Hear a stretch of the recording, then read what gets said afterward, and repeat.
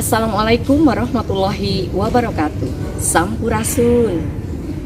Saya Lili Priani, ASN di Dinas Pendidikan Provinsi Jawa Barat pada kantor cabang dinas wilayah 3. Saya mengajar di SMA Negeri 2 Cikarang Utara, Kabupaten Bekasi. Inilah pemecahan masalah untuk bulan November 2022.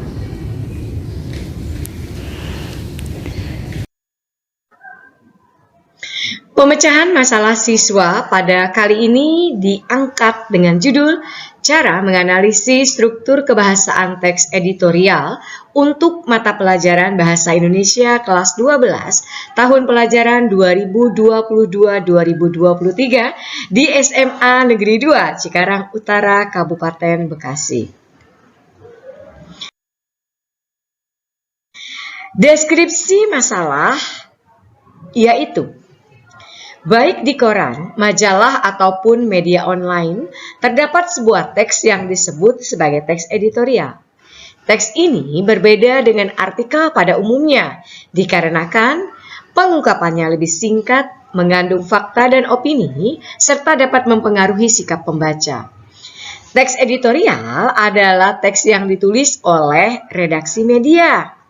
Teks ini merupakan pandangan dan sikap resmi suatu media terhadap peristiwa yang aktual, fenomenal, dan kontroversial. Teks editorial juga dikenal dengan istilah tajuk rencana. Teks editorial biasanya terdapat pada rubrik opini. Rubrik ini berisi editorial dan surat dari pembaca. Jadi, editorial dan surat pembaca adalah dua hal yang berbeda ya. Karena dibuat oleh jajaran redaksi media massa. Sedangkan surat pembaca merupakan tulisan yang dikirim oleh masyarakat biasa.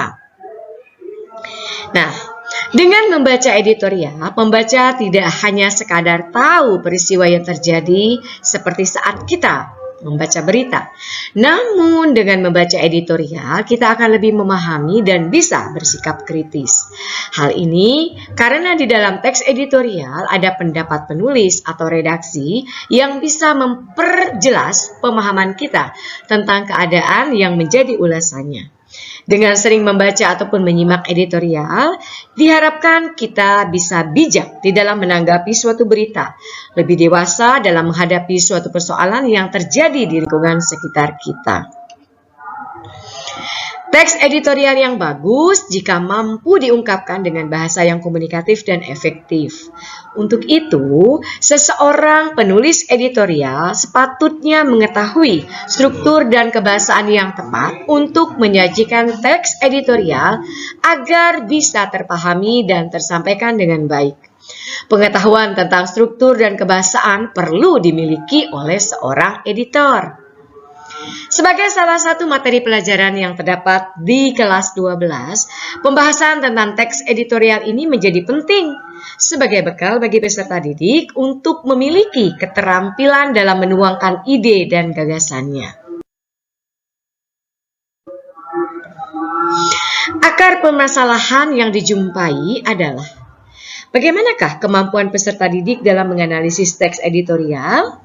Dan bagaimana pula kemampuan peserta didik dalam menguasai kaidah kebahasaan teks editorial?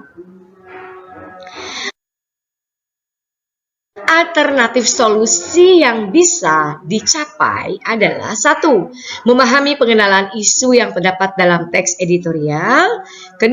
Memahami cara penyampaian pendapat atau argumen dalam struktur teks editorial. 3. Membuat ungkapan penegasan yang terdapat dalam struktur teks editorial. 4. Memahami kaidah kebahasaan teks editorial. Berdasarkan akar permasalahan, maka pemecahan masalah atau solusi yang bisa ditawarkan adalah sebagai berikut. Pertama, pendidik mengajak peserta didik memahami pengenalan isu yang terdapat dalam struktur teks editorial. Kedua, pendidik mengajak peserta didik untuk memahami cara penyampaian pendapat atau argumen dalam struktur teks editorial. Ketiga, peserta didik berlatih membuat ungkapan penegasan yang terdapat dalam struktur teks editorial. Lalu keempat, pendidik meminta peserta didik untuk berlatih membuat kalimat retoris sebagai salah satu penegasan kaidah kebahasaan teks editorial. Kelima, pendidik memotivasi peserta didik untuk menggunakan kata-kata populer sehingga teks editorial yang dibuatnya lebih mudah dipahami oleh khalayak. Keenam, pendidik menguatkan pemahaman penggunaan kata ganti penunjuk dan penggunaan konjungsi kausalitas sebagai cara lain untuk menuliskan teks editorial yang lebih menarik. Dan terakhir, pendidik mengajak peserta didik untuk berlatih menuliskan teks editorial dengan mengungkap tema pendidikan. Demikian dan terima kasih. Demikian pemecahan masalah yang disertai dengan solusi. Semoga tergali hikmah dan manfaat demi peningkatan kualitas pendidikan di Jawa Barat khususnya Indonesia pada umumnya. Wassalamualaikum warahmatullahi wabarakatuh. Jabar, juara.